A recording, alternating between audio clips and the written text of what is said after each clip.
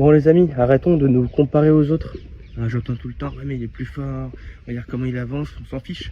On s'en fiche, on est tous le plus nul d'un autre, tous le plus fort d'un autre, à moins d'être Eliud Kipchoge au marathon ou Teddy Riner au judo, on sera toujours le plus nul d'un autre. On court 2h30 sur le marathon de 4h, ça ne change rien.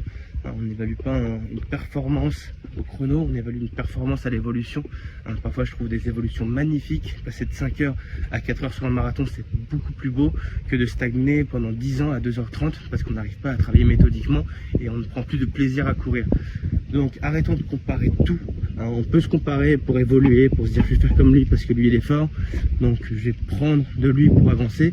Mais se comparer pour se descendre, se dire j'y arrive pas, il est plus fort, je suis plus mauvais, ça ne sert vraiment à rien.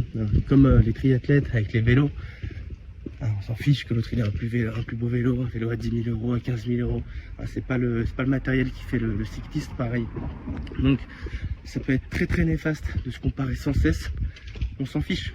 On s'en fiche complètement. Regardez votre progression, tout le monde s'aligne sur une ligne de départ pour la même chose, pour le plaisir, pour se dépasser, pour s'améliorer.